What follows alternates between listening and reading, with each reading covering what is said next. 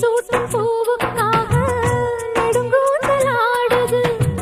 நீ வைக்கும் பொட்டுக்காக நடுநெத்தி வாடுது. காத்தாடி ஒன்னத்தானே உயிர் நாடி தேடுது. காவேரி எங்கே போகும் கடல் வந்து கூடுது.